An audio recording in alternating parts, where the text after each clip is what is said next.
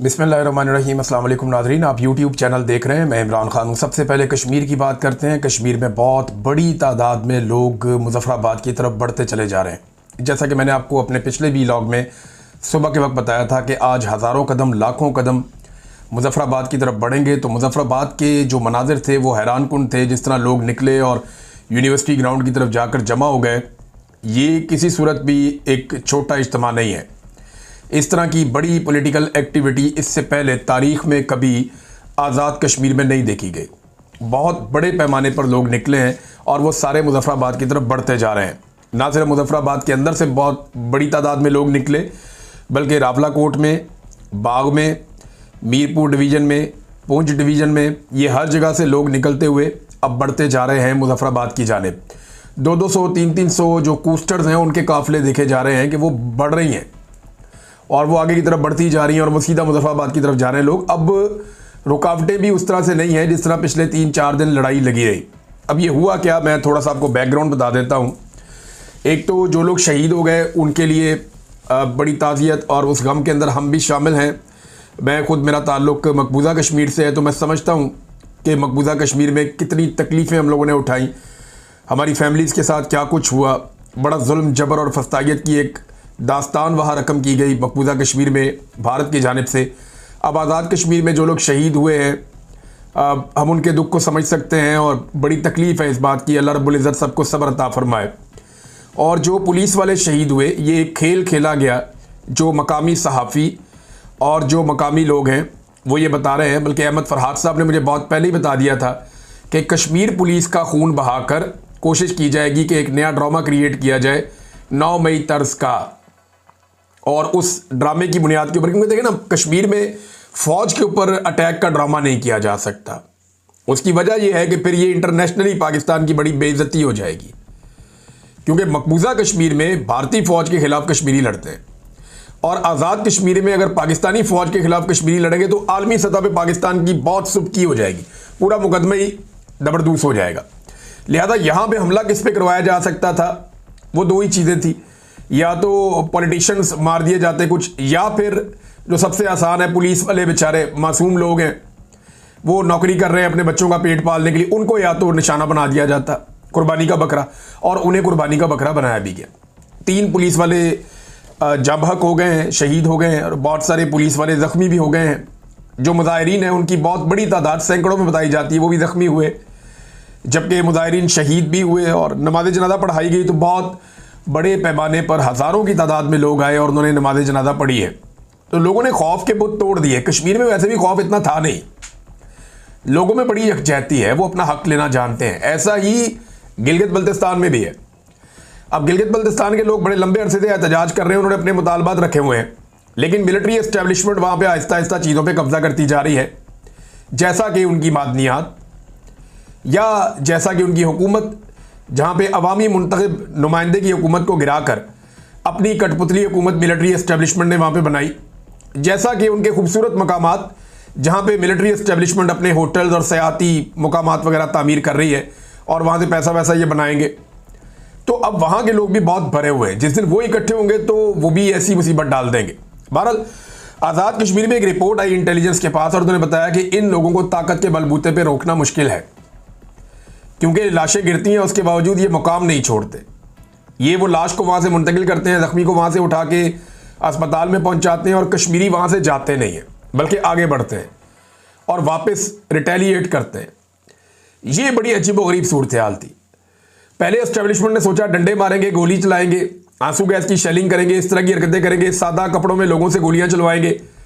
कुछ जगहों पर मुबैना तौर पर मुस्लिम कॉन्फ्रेंस के लोगों ने गोलियाँ चलाई, कुछ जगह पे सिक्योरिटी फोर्सेस ने चलाई। शेलिंग करेंगे तो ये लोग भाग जाएंगे, गिरफ्तारियां करेंगे तो ये लोग भाग जाएंगे, लेकिन वो नहीं भागे। इन्होंने बदतरीन टॉर्चर करके देख लिया, लेकिन कश्मीरी भागे नहीं, कश्मीरी डट गए। अब इंटेलिजेंस की जो रिपोर्टें इकट्ठी हुई, उन्होंने ये बताया कि अगर ये लोग इकट्ठे होकर पहुंच गए मुज़फ़्फ़राबाद तो वो हो जाएगा जिसका कोई तसव्वुर भी नहीं कर सकता। ये लोग बाकायदा अवाम इक़्तिदार पे कब्जा कर लेगी और जो हमारी कठपुतली हुकूमत है उसको गिरा के ये अपनी अवामी हुकूमत वाकई कायम कर सकते हैं। इनकी ये कैपेसिटी है। लिहाजा ताकत के इस्तेमाल के ऊपर बहुत सारे लोगों ने कहा होश के नाखून ले। हुकूमत के अंदर बैठे हुए कुछ लोगों ने कहा और उन्होंने बताया शहबाज शरीफ को भी, पूरे निज़ाम को कि यार होश करो, ये जो कश्मीर में आप तजर्बा करने जा रहे हैं वहाँ पे कामयाब नहीं होगा। उसका हुदूद अरबा ही अलग है, उसके रास्ते अलग हैं, वो बंद कर देंगे तो आप कश्मीर के अंदर कुछ भी नहीं कर सकेंगे। आज 5वां दिन है, कश्मीर मुकम्मल तौर पे बंद है, कोई काम धंधा वहाँ पे नहीं हो रहा, और इसके लिए रिस्पॉन्सिबल जो है वो जाली हुकूमत है जो वहाँ बनाई गई है। बहरहाल उन्हें यह बताया गया कि लोग वहाँ पे इक़्तिदार को गिरा देंगे और ताकत के जोर पे गिरा देंगे। अच्छा, इससे इंपैक्ट क्या आना था? अगर कश्मीर में लोग अवामी ताकत से वहाँ की जाली हुकूमत का इक़्तिदार छीन लेते हैं और इक़्तिदार गिरा देते हैं, तो फिर जो पाकिस्तान में लोग मौजूद हैं उन्हें हौसला मिलेगा कि अगर कश्मीरी ये कर सकते हैं, यानी वो वेव जो श्रीलंका से चली, बांग्लादेश गई, यहाँ पे नेपाल पहुँच गई, वो वेव फिर पाकिस्तान भी आ गई ना कश्मीर, और आज़ाद कश्मीर से होती हुई वो वेव पाकिस्तान के अंदर दाखिल हो जाएगी। और पाकिस्तान में भी जो जाली रजीम है, जहाँ पे एक टिकटॉकर को बैठाया हुआ है पंजाब में, सिंध के अंदर एक जाली हुकूमत बनाई हुई है, बलूचिस्तान के अंदर तो हमेशा से जाली हुकूमत ही होती थी, एक और जाली हुकूमत बनाई हुई है, एस्टेब्लिशमेंट के टाउट ला के बिठाए हुए हैं, और इस्लामाबाद में तारीख का सबसे बड़ा टाउट वो लाकर वज़ीर आज़म बना दिया गया है। तो जो ये सारी गेम खेली गई है ये उलट जाएगी अगर कश्मीर के अंदर लोगों ने ताकत के बलबूते पे अपनी बात मनवा ली तो। लिहाजा आओ बैठो, मुज़ाकरात करते हैं, कोई रास्ता निकालते हैं। तो फौरी तौर पे वहाँ पे रवाना किया गया जी, आज़ाद कश्मीर का वज़ीर आज़म गया है अनवार, ये जाली वज़ीर आज़म है, इसको एस्टेब्लिशमेंट ने बनाया, एजेंसियों ने। और उसके अलावा जो है वो वहाँ पे राना सनाउल्लाह ये भी गए। अब राना सनाउल्लाह एक दिन पहले, और ये वो लोग हैं मुज़ाकरात जो कर रहे हैं जो एक दिन पहले तक ये कह रहे थे कि ये जो अवामी एक्शन कमेटी है ये भारतीय एजेंडा कह रहे थे कि टो कर रही है, और इन पर इल्ज़ामात लगाए जा रहे थे कि ना सिर्फ ये भारतीय एजेंडा टो कर रहे हैं बल्कि ये उनके एजेंडा ये कहा जा रहा था। अंदाज़ा करें आप। और आज उन्हीं से मुज़ाकरात करने के लिए राना सनाउल्लाह साहब, जो खुद टीवी चैनल्स पे बैठकर कह रहे थे कि ये लोग जो है ये पाकिस्तान के दुश्मन मुल्क भारत के साथ, वो कह रहे थे कि ये मिले हुए हैं, आज उन्हीं के साथ बात करने पे मजबूर हो गए। वजह क्या है कि वो अपनी ताकत के साथ खड़े हो गए, पीछे नहीं हटे, उनके अंदर कोई गंडापुर नहीं था जो लोगों को लेकर वापस चला जाता। वो खड़े हो गए, उन्होंने कहा नहीं जी इधर ही डट के खड़े, इधर ही मरेंगे।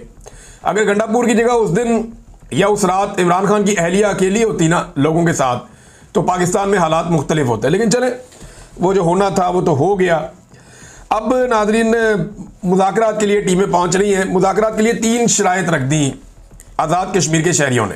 3 शराइत जो आज़ाद कश्मीर के लोगों ने रखी हैं ये मुज़ाकरात शुरू करने के लिए, ये सिर्फ मुज़ाकरात शुरू करने के लिए, मुज़ाकरात उसके बाद होंगे और मुज़ाकरात के अंदर वो बाकी चीज़ें सामने रखेंगे। मुज़ाकरात के लिए जो 3 इब्तदाई शराइत रखी हैं अवामी एक्शन कमेटी ने आज़ाद कश्मीर में, क्योंकि ये राना सनाउल्लाह वगैरह गए मुज़ाकरात करना चाहते हैं, उनमें पहली शर्त ये है कि मुहाजिरीन की 12 सीटें फौरी ख़त्म की जाएँ। ये जो एक खेल एस्टेब्लिशमेंट ने खेला हुआ है कि अपने बंदे ला के बिठा देते हैं और उनके ज़रिए से इक़्तिदार को कंट्रोल करते हैं, आज़ाद कश्मीर में हुकूमत को कठपुतली बनाकर रख देते हैं। वो कह रहे हैं जी कि एक तो महाजिरीन की 12 नशस्तें फौरी तौर पे ख़त्म की जाए। नंबर 2, 8 दिसंबर के मुआहदे पर अमल दरामद का नोटिफिकेशन जारी किया जाए, यानी पहले जो वादे किए थे वो सारे वादे पूरे किए जाए।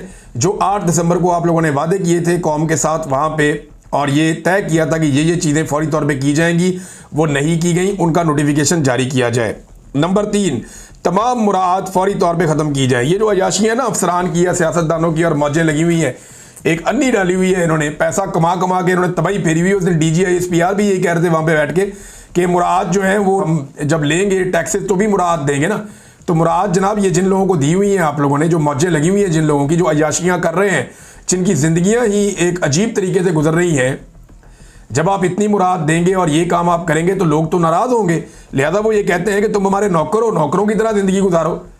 अब अगर तो ये मुज़ाकरात संजीदा हैं और हुकूमत वाकई ये चाहती है कि अवामी एक्शन कमेटी के साथ मामला तय हो जाए, तो फिर रवैया किसी और तरह का होना चाहिए था।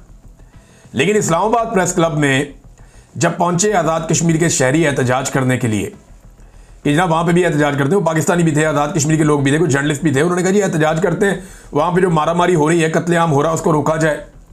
तो पुलिस ने वहाँ पे दबा के लाठीचार्ज किया और बहुत तशद्दुद किया आज़ाद कश्मीर के शहरियों के ऊपर, बल्कि बहुत सारों को गिरफ्तार भी कर दिया। हत्ता कि जो खवातीन वहाँ पे एहतजाज करने आई हुई थी उन खवातीन को भी गिरफ्तार करके गाड़ियों में डाल दिया। ये पुलिस ने किया इस्लामाबाद में कश्मीरी मुजाहिरीन के साथ। तो जो एस्टेब्लिशमेंट है ना उसकी पॉलिसी बड़ी क्लियर है, वो किसी सूरत भी अवाम का इक़्तिदार नहीं चाहती।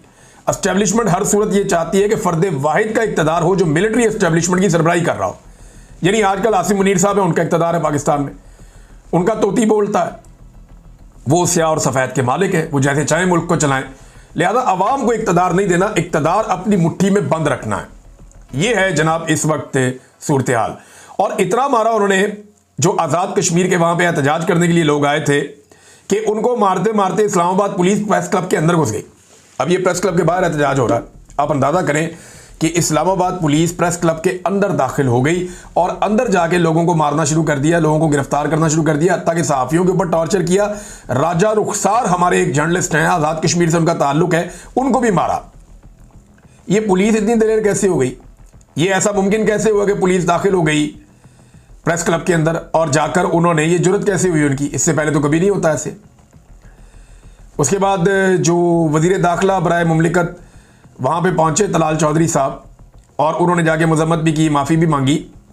लेकिन ये सोचने वाली बात है कि पुलिस अंदर घुसी कैसे? एक्चुअली पुलिस से एस्टेब्लिशमेंट ने इतने गंदे काम करवा लिए हैं। ये पुलिस पार्लिमान के अंदर घुस गई, और वहाँ ना सिर्फ पुलिस घुस गई, साथ में एजेंसियाँ भी घुस गई। ये पुलिस और एजेंसियाँ जो हैं वो खैबर पख्तूनख्वा हाउस के अंदर घुस गई। ये पार्लियामेंट लॉजेस के अंदर घुस गए, जाके वहाँ छापे मार के लोगों को पकड़ के मारना शुरू कर दिया, और आज प्रेस क्लब में भी घुस गए।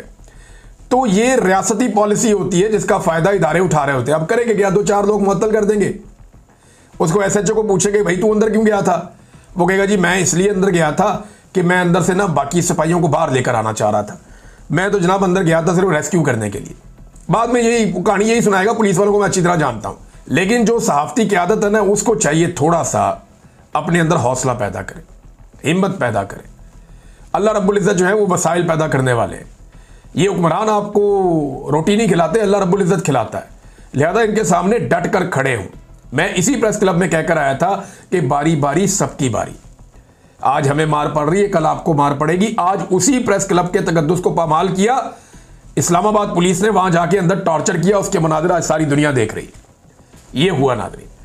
अच्छा, एक एहतजाज और हुआ इस्लामाबाद प्रेस क्लब के बाहर, वहां पे कुछ नहीं कर सकी पुलिस। हालांकि इससे पहले जब भी ये लोग एहतजाज करने आते थे, सेनेटर मुश्ताक के, देखे ना सेनेटर मुश्ताक ने कैसे पूरे निज़ाम को दीवार के साथ लगा दिया। सेनेटर मुश्ताक खुद एहतजाज करने के लिए जब जब डी चौक में आते थे, या जब जब वो इस्लामाबाद प्रेस क्लब के बाहर एहतजाज करने के लिए पहुंचते थे, तो उन्हें और उनके साथियों को गिरफ्तार किया जाता था, उनकी फैमिली को गिरफ्तार किया जाता था, उनके घर की खवातीन तक को गिरफ्तार कर लिया जाता था। सेनेटर मुश्ताक को कभी एहतजाज की इजाज़त नहीं दी गई इसराइल के खिलाफ या फ़लस्तीन के हक़ में।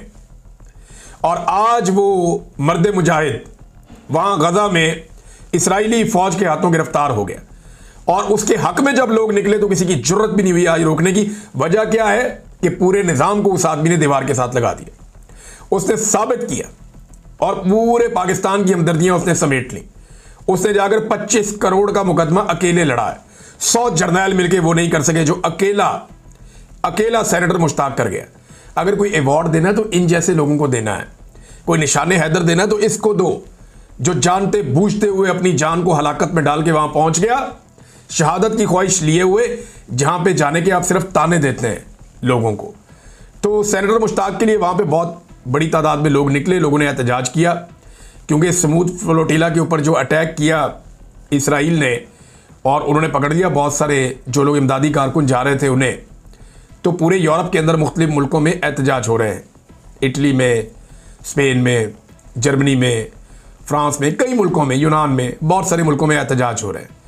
उसके अलावा तुर्की में बड़ा एहतजाज हुआ, पाकिस्तान में एहतजाज हो रहा है, और पाकिस्तान में भी अभी जुम्मे के बाद जो है वो सिचुएशन कुछ और हो जाएगी। और हाँ, मैं बता रहा था इंटेलिजेंस की जो रिपोर्ट थी ना आज़ाद कश्मीर में, उसमें एक फैक्टर ये भी था कि जुम्मे की नमाज के बाद, क्योंकि आज़ाद कश्मीर में लोग जुम्मा बहुत बड़ी तादाद में इकट्ठे होकर मसाजिद में पढ़ते हैं, तो एजेंसियों को इस बात का खतरा पैदा हो गया कि जुम्मे की नमाज के बाद हो सकता है कि पहले से बहुत बड़े पैमाने पर लोग इकट्ठे होकर मुजफ्फराबाद की तरफ बढ़ना शुरू हो जाए, और जितनी ताकत अभी तक इकट्ठी हुई है इससे ये कई गुना बढ़ सकती है। लिहाजा जुम्मे की नमाज से पहले पहले कोई हल निकाले, किसी तरीके से इस कमेटी को रोकें। अब मौलवी भी लॉन्च किए जा रहे हैं। मैं देख रहा था मौलाना ताहिर अशरफी साहब को, वो भी अब अपीलें कर रहे हैं। इससे पहले मौलाना ताहिर अशरफी साहब जो हैं वो डोनाल्ड ट्रंप के मंसूबे की हमायत के लिए भी सामने आए थे। कि जो किया शहबाज शरीफ ने ठीक किया, जो किया बाकी अरब मुल्कों ने ठीक किया। लेकिन जब इन सारे ममालिक के अंदर रद्द-ए-अमल आया तो अब मौलाना साहब को समझ नहीं आ रही कि पीछे कैसे हटना है। वो तो शहबाज शरीफ को समझ नहीं आ रही मैं पीछे कैसे हटूं। शहबाज शरीफ अब जनाब ये फ्लोटीला के मामलात के ऊपर कभी ट्वीट करता है, कभी ये इधर कभी उधर कभी उधर, क्योंकि शहबाज शरीफ साहब ने अपने आप को फंसा लिया, अपने पाँव पे कुल्हाड़ा मार दिया और अपनी गर्दन जो है वो ट्रंप के हाथ में दे दी। अब ट्रंप जिस मर्जी चौक में लाके खड़ा कर देता है फील्ड मार्शल आसिम मुनीर को और शहबाज शरीफ को कि ये तो मेरे वफादार है। भाई ये तो कहते हैं जनाब कि हम पहले दिन से आपके साथ हैं, आप जो मर्जी मनसूबा बनाए हम पूरी तरह आपके साथ हैं। किसी और ने इतना नहीं किया, इतनी गेम नहीं उठाई जितनी पाकिस्तानी एस्टेब्लिशमेंट और पाकिस्तानी हुक्मरानों ने वहाँ जाके उठा दी। ये बड़ा बदकिस्मती है पाकिस्तान की कि हम लोग ज़रा थोड़ा आगे बढ़ जाते हैं, जज्बात की रोह में बह के शहबाज शरीफ साहब ने वो कुछ कर दिया जो उन्हें नहीं करना चाहिए था। अब ट्रंप प्लान को कबूल करना इसराइल को तस्लीम करने के मुतरादिफ है, ये MWM ने कह दिया।